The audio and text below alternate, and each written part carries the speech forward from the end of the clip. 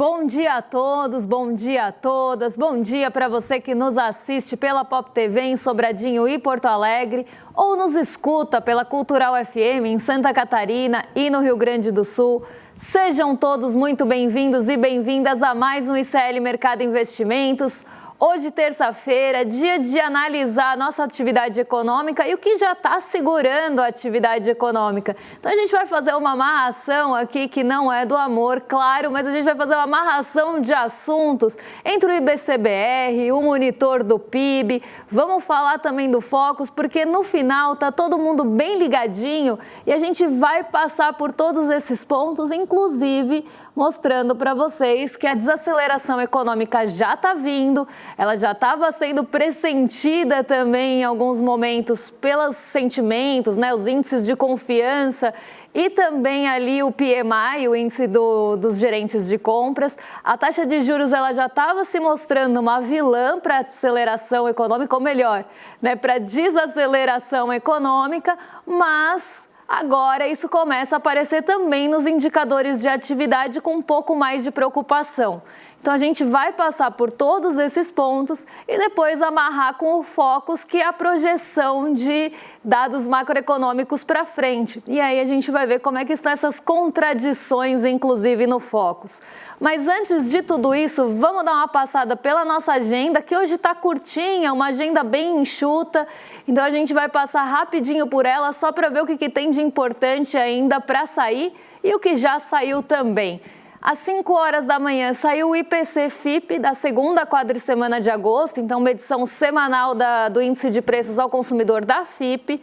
9h30 da manhã nos Estados Unidos teve construções de moradias iniciadas de julho, então aqui um dado mais voltado para o mercado, o setor imobiliário dos Estados Unidos. E às 15h10 à tarde, depois do almoço já, a vice-presidente de supervisão do Fed, a Michelle Bauman, vai discursar em um evento hoje lá nos Estados Unidos, em um evento pré-Jackson Hole. O Jackson Hole é um evento, um simpósio do Fed, do Banco Central dos Estados Unidos, que acontece todos os anos e que acaba trazendo uma série de reuniões, discursos, eventos e falas que acabam repercutindo bastante. Então, o Jackson Hole já começa a aparecer aqui na nossa agenda como um evento o evento grande aqui, mas ele já começa a mostrar as caras e normalmente ele traz uma grande ansiedade, uma grande expectativa pelo que vai ser falado nesse simpósio do Banco Central. Às 10h15 na China, o Banco Central de lá vai definir os juros das taxas de 1 e 5 anos de agosto. Então aqui também fica no radar se vai ter alguma mudança nas taxas de juros da China. A gente sabe que o setor imobiliário chinês voltou a mostrar alguma dificuldade. Então isso também deve ganhar uma relevância um pouco maior para ver se vai ter mudança ou não. Mas isso a gente só vai conhecer às 10h15 da noite e vai acabar batendo aqui no nosso ocidente só no dia seguinte. E a gente ainda tem divulgação do balanço da Home Depot antes da abertura do mercado aqui, por isso que é a AM, antes da abertura do mercado, então já saiu o balanço da Home Depot lá nos Estados Unidos. Agora vamos dar um giro só pelo fechamento de ontem para entender o que aconteceu. Nossa bolsa acabou tendo uma alta, quebrou aquela sequência de 3 quedas consecutivas, deu um respiro, mas ainda com bastante cautela, até porque hoje de manhã a nossa bolsa já está caindo de novo. Então é importante a gente entender o que conduziu a esse movimento, o que fez a bolsa subir dessa forma e por que isso não se sustentou. E por que também ela foi na contramão do mercado internacional, que ficou ali andando de lado ontem, ficou tipo um siri, não saiu muito do lugar. Acabou tendo aquele movimento de estabilidade que a gente viu acontecer aqui na sexta-feira. Então vamos entender o que aconteceu e o que tem aí por trás do movimento da nossa bolsa. Ontem, a nossa bolsa subiu 0,72% em um dia que o dólar também subiu. Então a gente teve alta de bolsa e dólar, que não é o movimento mais comum, não é o mais esperado. Normalmente se espera que quando a bolsa sobe, o dólar caia. Então esse é o movimento mais típico de bolsa, mas não foi o que a gente viu ontem. Por quê? E olha que ontem ainda poderia ter esse movimento acontecendo de queda do dólar, porque foi um dia que a gente teve impulso de ações ligadas ao setor de commodities. A Petrobras, por exemplo, teve um papel importante, contribuiu bastante para essa alta de 0,72%. A Petrobras acabou respondendo a uma alta do preço do petróleo e contribuiu, até pelo seu peso no índice Bovespa, para essa alta de 0,72%. E por que o dólar subiu no mesmo dia? Então, aqui, movimento de commodities, ações ligadas às commodities, normalmente fazem o dólar cair também. Então, movimento atípico aqui, eu vou explicar o que aconteceu. A gente teve, sim, esse reforço das grandes empresas da Bolsa, então das ações de maior peso no índice. A gente chama elas de pesos pesados ou ações de maior peso na composição, maior peso e liquidez. São aquelas ações que são mais negociadas e que acabam tendo um peso maior na composição do índice. Quais são elas? Petrobras, a Vale, ações do setor financeiro de uma forma geral, elas acabam tendo um peso maior nessa composição e elas tiveram um desempenho bom ontem. Tanto o setor financeiro, num geral, as ações do setor financeiro subiram de 1% a 2%, então contribuíram bastante com essa elevação da nossa bolsa. E também teve Vale e Petrobras ali, principalmente a Petrobras, no caso, contribuindo com altas que a gente não via há algum tempo. Então a gente teve uma recuperação desse setor, dessas grandes empresas que acabaram ajudando nesse impulso para o Ibovespa. Só que ontem também foi um dia de altas mais generalizadas. As altas não ficaram concentradas só nesses setores mais relevantes ou nas ações que têm o maior peso. 80% das ações do índice foram para o terreno positivo. Então foi realmente um dia de maior otimismo na nossa bolsa depois de 3 quedas consecutivas. Isso porque se esperava que ia ter alguma definição em relação à Ucrânia e à Rússia e à Ucrânia ali, de forma geral, na reunião que teve ontem entre Donald Trump, o Zelensky e líderes europeus. Então se esperava que alguma coisa ia ser resolvida nessa reunião. Isso acabou tomando uma parte do mercado com certo otimismo e também ansiedade. Então, estava todo mundo esperando o que é que ia acontecer. O preço do petróleo, como eu já falei para vocês, levou a Petrobras para cima e o setor financeiro acabou se recuperando de algumas quedas mais recentes. Então, depois de algumas quedas consecutivas, as pessoas voltam a comprar essas ações porque acreditam que elas já caíram o suficiente e que agora é hora de entrar comprando para buscar um ganho. Então a gente viu esses setores respondendo a alguns movimentos um pouco mais específicos. Só que, como eu falei, a alta da bolsa ou a entrada de recurso não foi suficiente para derrubar o dólar. Isso porque lá nos Estados Unidos começou a ter uma dúvida em relação ao corte ou não das taxas de juros. Então está todo mundo de olho ali nas taxas de juros dos Estados Unidos, tentando decifrar ou tentando adivinhar se vai ter queda ou se vai ter alta ou se vai ter manutenção. Alta está descartada. Ou é manutenção ou é queda em setembro. E aí está todo mundo tentando entender para onde vão os juros nos Estados Unidos. E esse movimento de incerteza, porque alguns indicadores acabam apontando para uma possível queda, mas outros mostram ainda uma resiliência, como o mercado financeiro gosta de falar, de indicadores econômicos que acabam apontando para a manutenção da taxa de juros. Então, essa incerteza está pairando por lá. E ontem, os títulos de dívida dos Estados Unidos voltaram a dar uma subidinha, voltaram a subir. E isso faz com que o recurso também vá buscar algum ganho, vá buscar algum refúgio nesses títulos de dívida, que são títulos públicos dos Estados Unidos.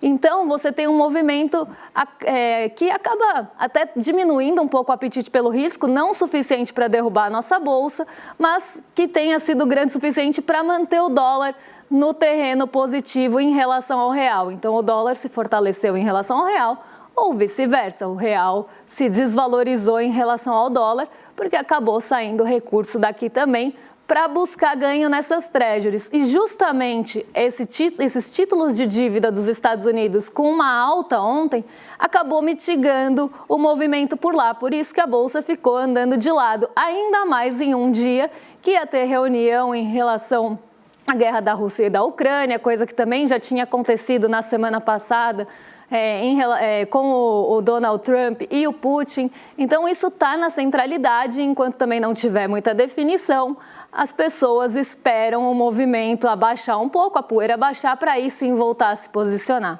Então, nesse momento, as pessoas estão tentando buscar mais a certeza lá nos Estados Unidos do que o mercado de risco. Por isso que as bolsas ficaram quase de lado, né? Quem subiu, subiu muito pouquinho, e quem caiu também caiu muito pouco. As bolsas não foram numa única direção, mas ficaram todas ali muito perto do 0 a 0, por causa dessa indefinição. Então, fica todo mundo meio que esperando a definição para aí sim se posicionar. E junto a isso, a gente tem todas as incertezas que a gente vem comentando por todos esses dias também. Todos, né? Então, todas essas incertezas que vêm permeando o dia a dia aí do mercado e do setor produtivo também, que é justamente se as tarifas vão continuar, se vai ter alguma mudança, se os acordos vão ser cumpridos, se vão ter mais sanções em relação a outros países, porque isso gera um clima geral de incerteza. E em climas gerais de incerteza, como eu falei, ninguém quer se posicionar. Todo mundo espera a poeira baixar para aí sim tomar alguma decisão, para ter mais visibilidade lá na frente.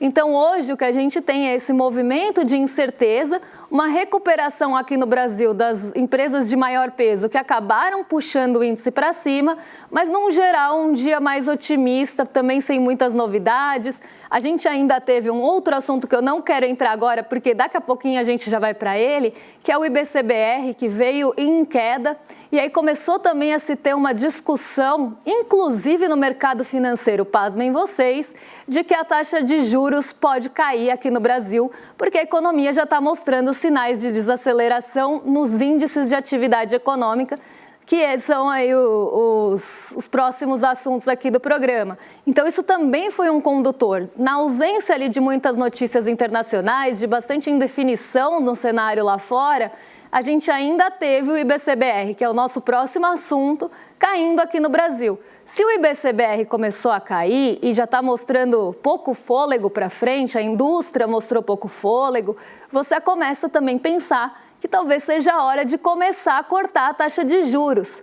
Então, isso também foi um contribuidor, aí teve uma contribuição, contribuinte para a nossa bolsa ir para cima, né? Então, foi uma outra contribuição, porque se você espera que a taxa de juros vá baixar, talvez os ativos de risco comecem a ficar um pouco mais atrativos para ganhar de forma especulativa. Então, isso também explicou essa alta, esse otimismo um pouco mais generalizado, na falta de um dia aí com grandes movimentações e com mais espera do que qualquer coisa.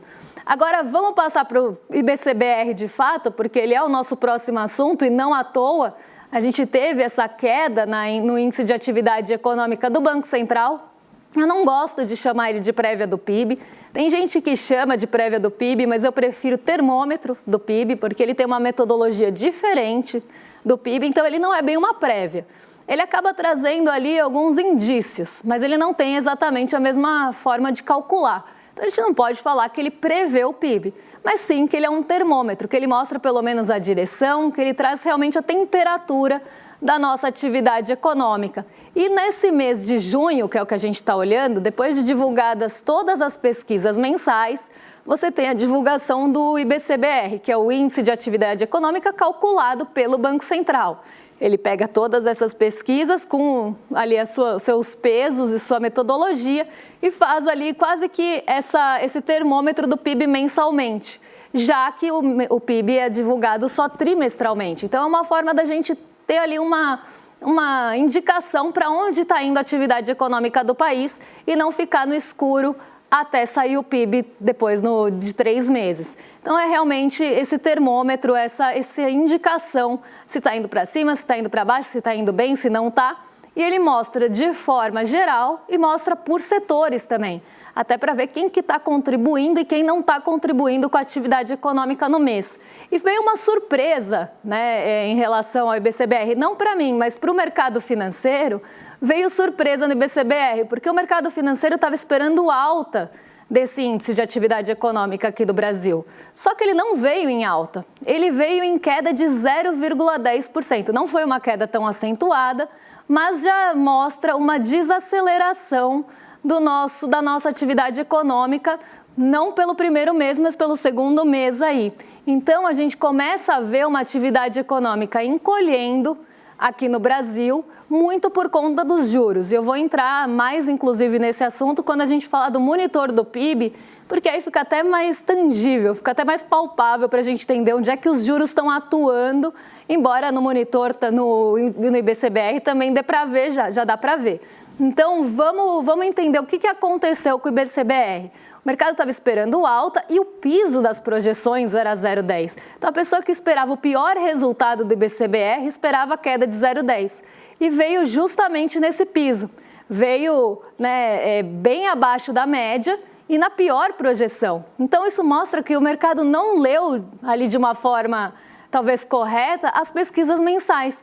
Nenhuma pesquisa mensal veio com grande fôlego. A pesquisa mensal do comércio teve queda e ficou andando de lado.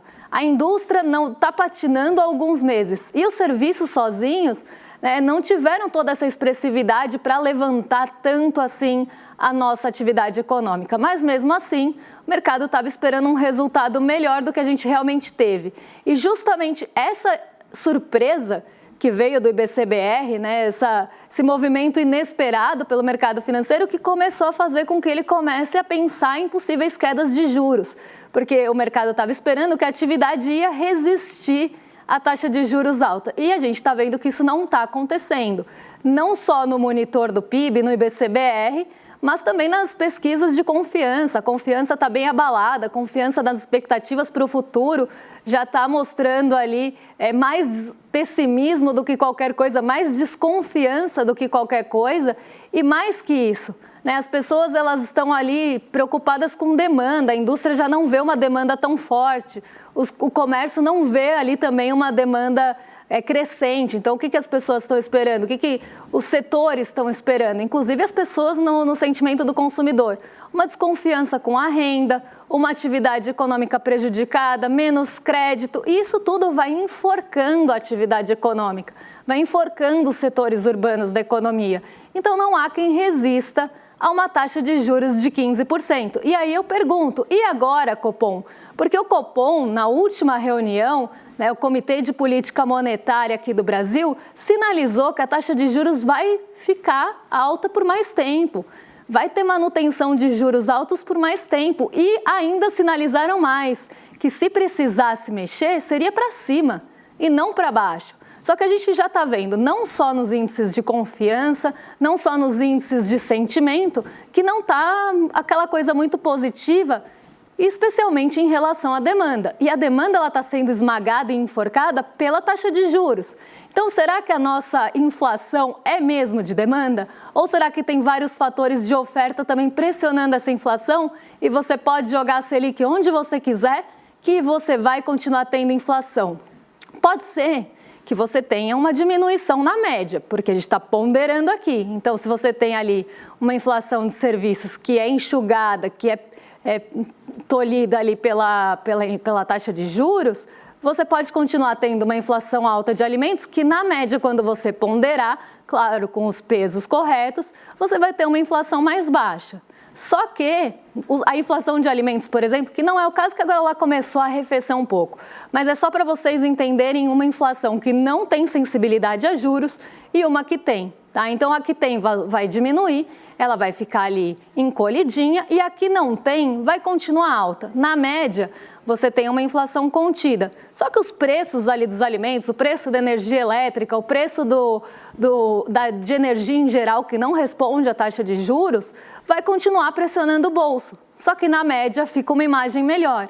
E aí é o que eu pergunto. E agora, que a gente teve uma sinalização de manutenção de juros com possibilidade de alta, num momento que a nossa atividade econômica já mostra perda de ritmo. O que vai ser feito? Isso vai ser rediscutido? Será que não é a hora, de forma global, das pessoas pensarem numa meta de inflação diferente, já que a gente teve tantas mudanças de oferta, pensando em lados logísticos, pensando em aspectos climáticos? A oferta já não é a mesma. A gente está sofrendo outros abalos agora. Será que não é hora de repensar que a gente tem um problema de oferta também pressionando a inflação no mundo todo e que isso acaba ali mexendo com os preços e não tem nada a ver com taxa de juros, mas é aquela coisa. O remédio é sempre o mesmo. Você tem dor de cabeça, você dá o mesmo remédio para dor de cabeça, independente da causa. Ah, mas a pessoa bateu a cabeça, não importa, vai tomar o mesmo remédio da pessoa que está com outro problema. E mais, aí quando você entra nesse estrangulamento da economia urbana, você ainda entra em outro ponto, porque se você cortar a cabeça, acabou a cabeça. Se acabou a cabeça, acabou dor de cabeça. Então é isso que é feito quando você sobe a taxa de juros para combater uma inflação que não necessariamente responde a isso. Você corta a cabeça, porque aí já não tem mais dor de cabeça, mas aí também você fica sem cabeça. Agora vamos ver como é que ficaram os setores nesse índice de atividade do Banco Central, porque a agropecuária teve ali uma nova queda, né, já vinha em declínio por alguns meses, ficou aí com nova queda de 2,3%, o IBCBR geral foi de menos 0,10%, a indústria ficou praticamente no 0 a 0%, e o IBCBR de serviços ali, né, ficou no 0 a 0, mas para o campo negativo, porque caiu 0,10. E o IBCBR de serviços ficou com um fôlego muito curto. Então o setor de serviços também não mostrou um grande fôlego, um grande ritmo. Ficou com uma alta de 0,10. Se você tirar a agropecuária, que puxou bem para baixo aqui a média do IBCBR, a gente ainda tem uma alta de 0,10%. Então, quem se salvou aqui foi os serviços. Mas os serviços, o grupo serviços, a atividade de serviços só se salvou por um pouquinho, porque ela também já vem patinando há algum tempo. Então, isso mostra que, sim, a taxa de juros já está colocando suas garrinhas na nossa atividade econômica e desacelerando a atividade econômica. A gente vai continuar mantendo essa taxa de juros lá no alto para quê? A troco de quê? Para ter diferencial de juros com os Estados Unidos e entrar dinheiro aqui para baixar o dólar? Essa pode ser uma justificativa, mas nem todos os preços têm sensibilidade a dólar e nem sempre isso é transferido de um para um ali. Né? Você tem preços com sensibilidades diferentes ao dólar. Então, você tem todo esse racional por trás, né, que a taxa de juros vai diminuir a inflação porque vai segurar a demanda? Vai segurar a demanda, a gente já está vendo segurar a demanda. Mas é a demanda o problema mesmo? É isso que a gente precisa refletir e criticar. Mas é muito fácil você deixar a taxa de juros a 15% depois de uma anuência, né, uma bênção do mercado financeiro de que esse patamar já está suficientemente restritivo. Você agrada o mercado financeiro que tem poder político e econômico para fazer um escarcéu caso não goste do patamar e você acaba baixando a inflação na marra, mas quase que forçando ali em pontos que não eram os problemáticos. Né? Sendo que a gente tem, por exemplo, o maior vilão é a energia elétrica, foi responsável por mais de metade da inflação dos últimos meses. Será que a energia elétrica vai chover nas represas, vai chover ali nos reservatórios para que desliguem as termoelétricas se você subir a Selic? Não, não vai. E o monitor do PIB, ele acaba mostrando também para a gente essa desaceleração, especialmente de alguns pontos que são sensíveis a juros. Então, a gente separou aqui pelo menos 3 componentes do monitor do PIB, que, na verdade, o monitor do PIB ele sai junto com o IBCBR ou no dia seguinte. Tem métricas diferentes e por isso que a gente gosta de contrapor.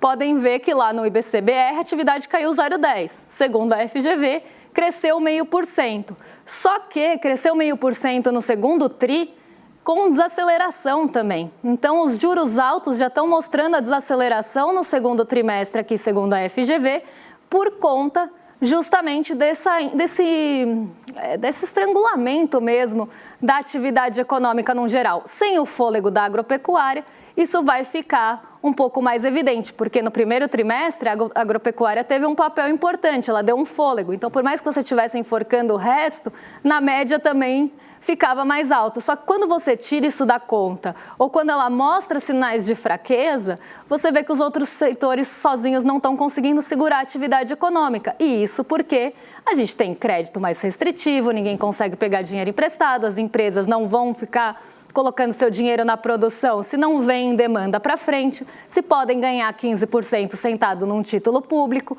Então, você começa a cercar a economia e promover essa desaceleração. Agora, vamos ver o monitor do PIB pelos componentes, porque isso fica bem evidente quando a gente olha o consumo das famílias, que vem aí em declínio, né? Aqui vocês não estão vendo os números, mas eu vou pegar para vocês, porque a gente tem aqui, né, o consumo das famílias, lá em novembro, ele sai de 4,7. Então, a gente tinha um consumo de 4,7 em novembro do ano passado.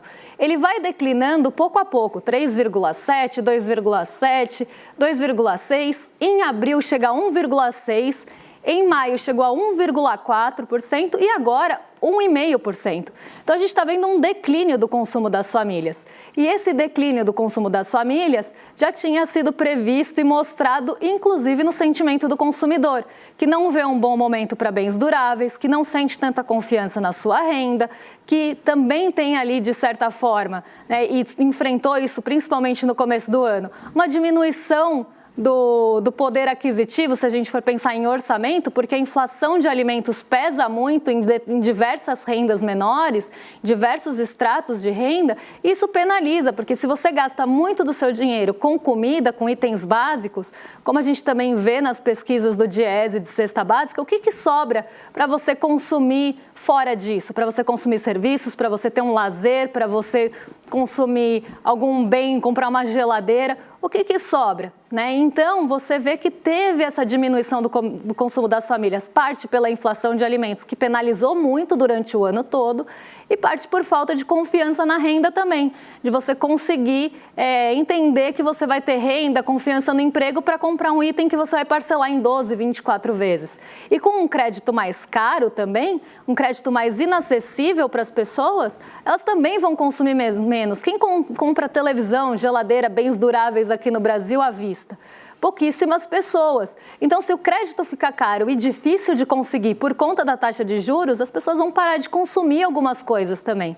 E assim a gente vai tendo esse estreitamento da atividade econômica. Olha o caso da formação bruta de capital fixo, que acaba sendo, né, uma forma da gente entender bens que compram outros bens, bens que fazem outros bens, que estão mais ligados a investimento mesmo, do lado produtivo da economia. Ele também teve um declínio bem grande aí no gráfico. Se vocês olharem, ele sai lá no fim do ano passado de 10, pode pôr o gráfico aí de novo para o pessoal de casa acompanhar, porque aqui a escala fica esquisita porque a taxa de investimento é maior, então quando a gente coloca em perspectiva, parece que não caiu tanto. Mas olha a formação bruta de capital fixo. Ela sai ali de 10,5%, cai para 9,8%, 9,4%, 9,2%, 9,9%, 9,1%. E aí, parece que eu estou cantando bingo, né? Daqui a pouco alguém na audiência aqui no chat grita bingo. Aí 6,6%, 4,8% e 4,3%. A gente sai de um patamar de 10 para 4 de formação bruta de capital fixo. Então, a participação da formação bruta de capital fixo também na economia, ela está diminuindo. Isso são menos empresas, menos indústrias produzindo ou investindo do lado produtivo de forma real ali na economia. E isso também vem pela taxa de juros. Quem que vai querer aumentar a produção? Quem que vai querer colocar dinheiro em risco? Quem que vai querer ter um novo projeto se você não tem visibilidade para frente? Se você tem uma taxa de juros que restringe o crédito para a empresa? Se você olha para frente e acha que não vai ter demanda porque as famílias estão consumindo menos? Você vai querer formar estoque e ficar com isso parado? Não vai. Então, você começa a olhar para frente e ter uma incerteza em relação ao futuro. E isso faz com que você não invista no presente, porque a expectativa nesse caso é muito importante. Você tem que ter uma boa expectativa para frente para tomar decisão hoje. Se você não tem, você bota o pé no freio e prefere deixar o dinheiro parado a 15% sem risco. Então, você vai colocar o dinheiro em risco, vai contratar mais gente, vai abrir uma nova planta, sabendo que isso pode dar errado se você também ainda tem a possibilidade de ganhar 15% num título? Não vai. Então, a gente começa a ver essas engrenagens parando, o consumo das famílias diminuindo de ritmo, a formação bruta de capital fixo também diminuindo de ritmo, e tudo isso acaba sendo oriundo dessa taxa de juros alta que já está mostrando realmente para o que veio e já começa a cumprir o seu papel. Às vezes não é tão imediato que a gente vê esse papel sendo cumprido e não deveria ser. Normalmente é médio e longo prazo, mas isso já começa sim a aparecer na nossa atividade econômica e é muito preocupante. E aí eu repito minha pergunta. E agora, Copom? vai ter alguma mudança ou vocês vão continuar fazendo aí as vontades e esperando bênçãos do mercado financeiro, que na primeira oportunidade também vai voltar a criticar?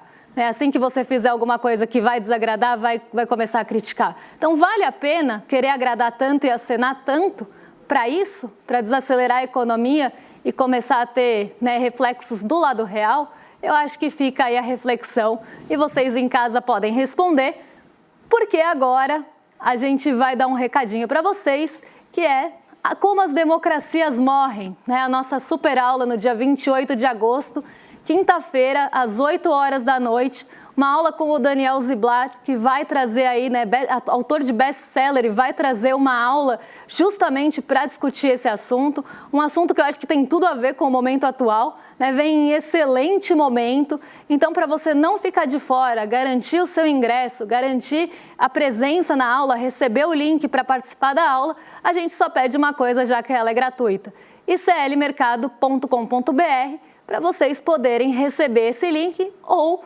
clicar aqui. Olha, hoje está certinho aqui, hein? Clicar no QR Code, na verdade, apontar a câmera enquanto vocês estão nessa transição, antes de assistir o rolê, já clica aqui e garante o seu ingresso para não ficar de fora, porque vai ser uma aula magnífica e magna. Então, vocês estão mais do que convidados e não vão ficar, com certeza não vão ficar fora dessa, não vão perder essa. Agora sim, eu mando para os nossos vizinhos de cima, para o Rolê ICL, porque o William Deluca e Guga Noblat já estão prontos para receber vocês. E eu volto amanhã para falar o que mexe com o nosso bolso, com a nossa bolsa e com as nossas vidas. Um beijão e até lá, pessoal! Em 2024, milhares de pessoas de todo o Brasil se reuniram para um encontro memorável.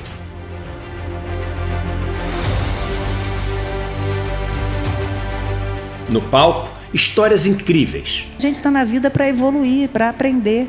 Na plateia, novas amizades e sonhos compartilhados. É o melhor presente de aniversário desse mercado. A esperança e a alegria tomaram conta.